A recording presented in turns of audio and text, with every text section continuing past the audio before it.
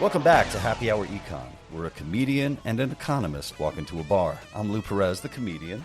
I'm Phil Magnus, the economist. So I'd be interested to hear how many of our listeners own their homes, how many rent their homes, and how many are looking to buy their homes. Because not because I have a side gig as a real estate agent, but because housing affordability is a real issue, or is it? That's what we're exploring today. Phil? So it is an issue, but with several huge caveats on that. And the caveats are basically come down to it's an issue on a regional and geographic basis. If you live in a very expensive urban area, let's say Los Angeles or San Francisco or Washington, D.C. or New York City, I think all of those are cities we're familiar with. I've lived in more than one of those. The housing markets there are extremely competitive, extremely tight, and prices are generally very, very high. On the other hand, if you live in other parts of middle rural America, you can find bargains still. Like I went on Zillow the other day and decided just randomly to look in West Virginia, and I found I could get a 4,000 square foot mansion sitting on 15 acres of beautiful scenic hillside in West Virginia for under $500,000. Wow. And I'm sitting there thinking, this is beautiful. The only problem is it's the middle of nowhere, rural West Virginia. And, I'm miles away from the nearest town, maybe heading into a food desert or something. Beautiful house. It'd be a great place to retire. But if I want to work in the city, that doesn't really play out the same way. Now, that same $500,000 in Washington, D.C. could maybe get me a condo. But there's the trade-off. That same $500,000 in San Francisco can maybe get me the storage shed in the back of somebody's lot or something. Again, there's the trade-off. And what it comes down to, yes, there are housing affordability issues, but a lot of them are geographically constrained, and then they're also affected by the local policies that are in place. Many of the cities that have so-called housing shortages, or in other words, prices have skyrocketed and gone up through the roof, basically have next to nothing in terms of a starter home. Part of the reason is they've had long-standing zoning restrictions and building restrictions that prevent expanding the housing supply. And one of the reasons behind that is they have these things called NIMBYs, not in my backyard. It's the local neighbors that every time that a new building project comes in, it's not, well, somebody purchased this land and they're going to do something economical and useful with it by putting a new high-rise on it or a new condo or a new apartment building. It's 300 of the residents in the surrounding neighborhood saying, well, we don't want to look at that as we drive to work or look at that out our window, or you're going to wreck our property values. Therefore, we are exercising a community veto that says you cannot build here. Yeah, the YIMBY versus NIMBY wars seem to be an ongoing thing. I always find it funny when the most outspoken kind of like progressive people who talk about the downtrodden happen to write letters to their representatives saying, yeah, I don't want this new thing going up anywhere in our neighborhood. Sometimes you'll have people make arguments about, look, we don't have the infrastructure, the sewage system, and you can understand. You could, I could wrap my head around that. A lot of times those are solvable. But then there are other times where it's like preserving the historical integrity of the place, which can mean all sorts of things. Yeah, some of it quite ugly. I mean, it's another iteration of what you had in the early 20th century. The historical integrity of the community or the neighborhood was, well, we want to keep this segregated, or we want other people, we want them on the other side of the railroad tracks. But you see elements of that today. I think it's more classist in nature than racist. Certain communities will say, well, we are not going to allow building here because we really don't want poor people in our community.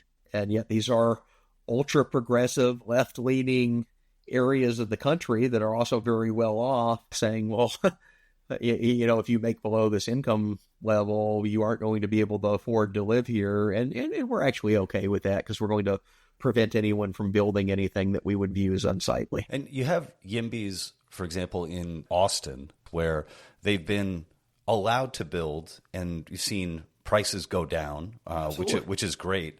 But then you have YIMBYs who seem to be kind of crypto NIMBYs in that, yes, they want things to be built, but they also want what they call, affordable housing to be a part of that.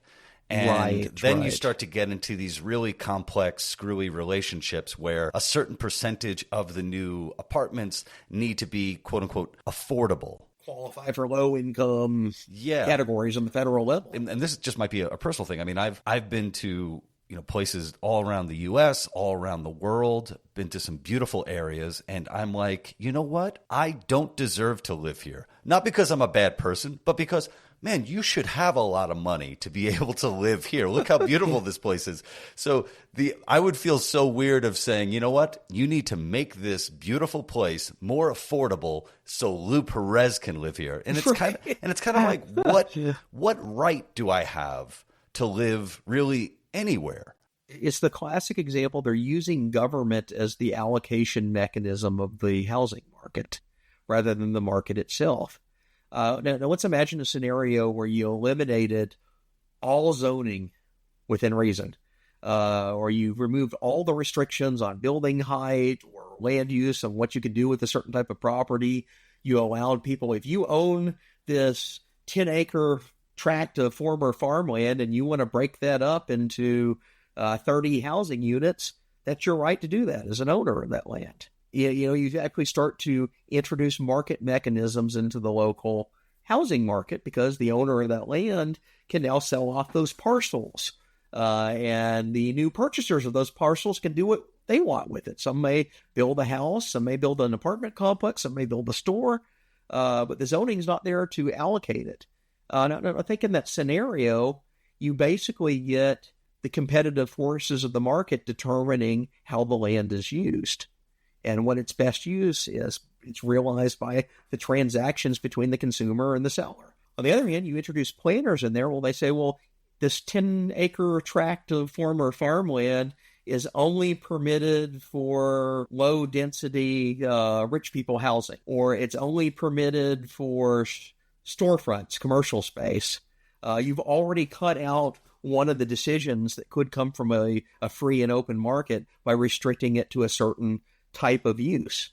And now not only do you say that, say we're only going to zone it for X, Y, and Z, we're going to put that vote on how we zone it up to all of your neighbors. And your neighbors suddenly have preferences on how you use your yard. It's like homeowners association run amok. Imagine if your neighbors not only could tell you like what color you could paint your house, but how many people could live there and what you could do with it.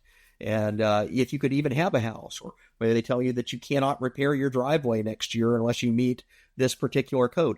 Every time there's a regulation put in place on land use, it ups the transaction cost on being able to do anything with it. And that makes things more expensive in general. When I lived in Los Angeles, I remember getting some notices in the mail asking me to comment on new businesses that wanted to open up in the area, that wanted to build. Yeah. And what I found so strange about that was I was renting a place that I had only been in for maybe a year. I wasn't necessarily going to be a permanent resident of Los Angeles. And the idea that I somehow had the power to stop a business from developing a business, which I think their intentions are to be there a very long time. Yeah. Businesses tend to sign very long leases. It felt a little lopsided, for sure. You have another layer added on top of that.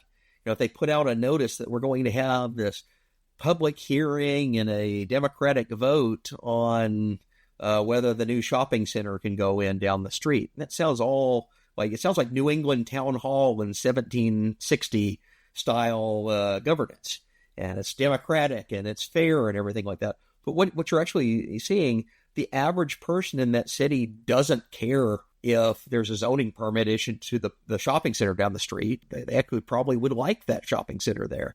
They aren't going to go take time out of their busy day to go down to the town hall at 6 p.m. on a Tuesday to attend the public hearing on whether the new shopping center goes in. But who will attend that hearing? It's usually the people with the lowest opportunity cost in their times. It's the busybodies. It's the people that are gravitate toward like homeowners associations and local town politics. It's those that show up at the meeting wanting to specifically control somebody else's land use, and therefore they register in an outsized voice.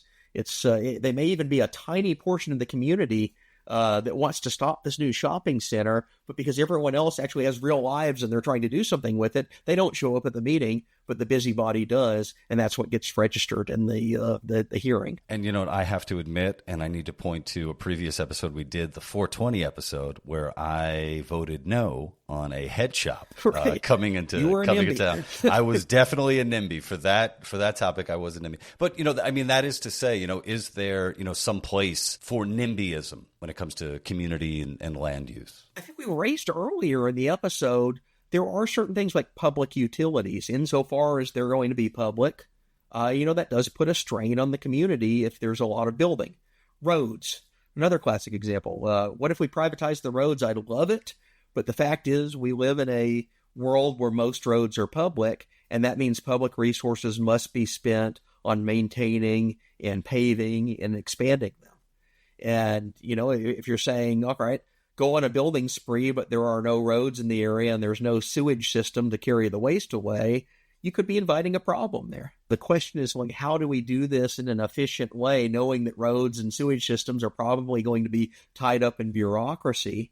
They become a market impediment. And, you know, I think the best examples are cities that are relatively unzoned or that have relatively loose zoning regulations and therefore allow uses of land to develop, but they're also relatively nimble in putting in the infrastructure, water, sewage, roads, as land use emerges organically. You see a lot of this in some of the urban areas of the southern states, Texas in particular. Southern and southwestern states tend to be much less regulated than, say, the New York City area or California. And that goes into the equation here of why housing is relatively cheaper in these areas than it is in, say, the Bay Area or New York City. So you often see kind of this meme going around about the rise in housing costs today compared to the rise in equity in the 80s and 90s. So there's like, here's this boomer who bought a house in the 80s for a bushel of blueberries and, you know, maybe some beads. I mean, look what they paid for Manhattan Island. I mean, that was some trinkets and some beads, and now they're selling it for, you know, $1 million. And, you know, can millennials expect the same thing? There's the interesting thing, because there's a nostalgia element that's been overlaid on this whole housing debate. And you see this in some of these discussions about the boomers, the alleged boomer effect on the housing market. What's going on there? You'll see like a meme put out, and it's of a beautiful farmhouse with a wraparound porch on a lush green yard, and there's a child with a puppy running through it. And then you'll have some millennials saying, well, this is what our boomer parents and grandparents used to be able to achieve on working class salary, and I'm never going to have this. I encountered one of these memes about a week or two ago that was circulating on one of these. It's actually a conservative nostalgia group that's making some of the same claims as people on the left are in the NIMBY world. And I did some research. I found the picture that the house was located on that they were circulating, and it was in the middle of rural nowhere, Pennsylvania. Then I'm able to go on Zillow and I look up the house, and it turns out it was very much affordable at the level that they were saying, and that they were pretending as if this nostalgia house was a 20-minute commute from Manhattan, in which case it'd be multiple millions of dollars. But in rural Pennsylvania, it was about $300,000 or $400,000, very typical for a house of that type. So I think what you see going into this discussion is deflection away from the geography component of what's determining housing prices. If you're a young millennial and you insist that you may only live within a commuting drive of New York City, San Francisco, or Los Angeles, well, guess what? You're going to be paying over $1 million for a nice house. Yeah. That's just the reality of it. If, on the other hand, you're willing to live in Toledo, Ohio, you can find a pretty nice house for $150,000, $200,000, $250,000 in the suburbs around there. But what it comes down to is the desirability of places to live also include trade-offs. And yes, if you move out of Manhattan, it becomes much more affordable, but maybe you're in what a hoity-toity upper-class person in Manhattan would refer to as a food desert now. Or maybe you are, there's no longer a gourmet coffee place where you can get your fancy latte every morning around the corner because you're out in the middle of rural nowhere. But these are, again, trade-offs to consider. Now, what does it mean for boomers? So what we hear... The housing market is tied up in the fact that people are in the prime of their youth wanting to settle down, establish a family, whatever it happens to be. And they look, well, my parents bought a house in 1979 or 1983 or whatever it happens to be for X amount. And then we look at it today and it's actually quite a bit more. There are some parts of that story that are left out. First off, if you go back to the boomer generation, they were making this same complaint about their parents and grandparents. The housing market in the United States in, say, 1981, 1982, 1983 was mired in the effects of a major recession. It was mired in the effects of an inflationary crisis, and credit was nearly impossible to get at an affordable price. You know, there are stories of people taking out mortgages with interest rates of 15 or 20% in that era. It's like a credit card. It is. It's like a starter home at mortgage rates that are 2 or 3 times what you can get today. And then you start thinking, well, maybe the supposed bargain boomer house wasn't all that much of a bargain at the time. And you go back and you read the rhetoric in newspapers, it's that younger generation complaining, well, now I'm facing this horrendous mortgage rate, but my parents and my grandparents, they could get a house out of a Sears catalog for next to nothing. It's just the same debate carries out generation after generation.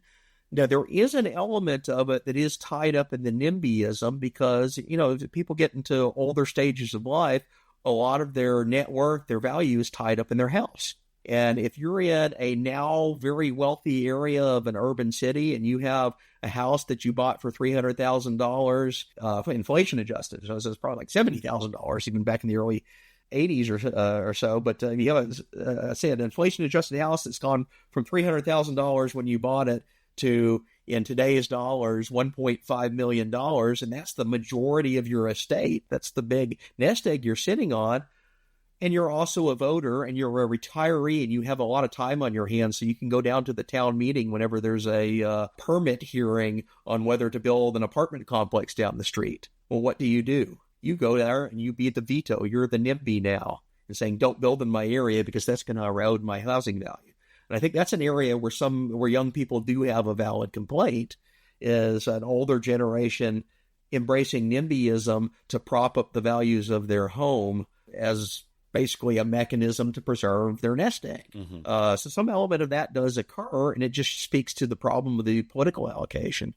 But then again, the flip side, you know, my very first home was a tiny little condo, and the first home that I owned outright, a tiny little condo. And I moved from that to another place, went through some apartments along the way, and now I own my home. 20 years ago, it was a very expensive home for me. Today, I'm happy because it's gone up in real estate value vis-a-vis everything else in my neighborhood. This is just a part of the process of life. Young people generally don't start out with a giant pile of cash to purchase a home, but you have to make decisions and trade-offs on where you live. And the simple reality, go on Zillow if you doubt me, look at a rural state or look at the exurbs of a major city, and you notice immediately everywhere, the prices start going down the further out you get because you're trading off commuting distance from downtown, you're trading off the amenities of urban life for maybe living in an exurb or a rural town or attractive farmland. Yeah, I'm just thinking about how I grew up. There were 7 of us, 5 boys, my 2 parents in a 3-bedroom apartment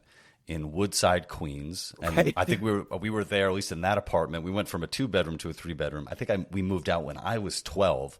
So for 12 years, I don't think I slept in my bed. I think we slept in the living room. Later on, my first apartment that I owned was in Brooklyn Heights, and I guess for what we got it for, it was like, wow, I guess nobody wants to live in Brooklyn Heights. And then thankfully years later, like the price nearly doubled, and it was like, cool. So I think a lot of it, there's sort of like this, I don't know, adventurous kind of spirit there. It's like, are you willing to go where no one else wants to go, where no one else wants to live? We're back at Star Trek again. Across the bottom.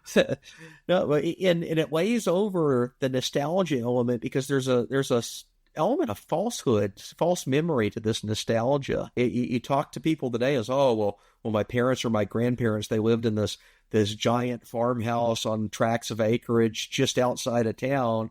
Well, no, actually the reality was the parents or the grandparents, they lived in a tiny starter home in a bedroom with bunk beds and 3 of their other siblings. and 1.5 shared baths between them that was built in 1960. So there's kind of a false nostalgia projecting backward onto that. And I mean this literally, what are these memes that I saw going around the other day from the J.D. Vance group on the right? It shows the massive farmhouse on acreage. And again, I looked it up. It turns out it wasn't a historical farmhouse. It was basically a retirement purchase for a wealthy person, built in 2008, made in the style to look like an 1890s farmhouse. And yet if you tour it on Zillow, it has the amenities of a modern game room and all the luxuries of a house that we have today. And they're like, well, wait a minute, this house that you're claiming used to be affordable, it didn't exist in 1890 or 1950 or 1980. It was just built a few years ago. So it's like this false nostalgia projecting onto the past by only remembering the good parts of it and forgetting that, hey, these were tiny homes without the amenities of modern luxury, and you were stuck in a tiny little bedroom with 3 siblings and bunk beds and sharing a bathroom. Well, I just want to say, wherever you're listening to Happy Hour Econ, you're home. And thank you for sharing your home with us, because we might need a place to crash really soon. We'll see you guys next week for an all-new episode of Happy Hour Econ.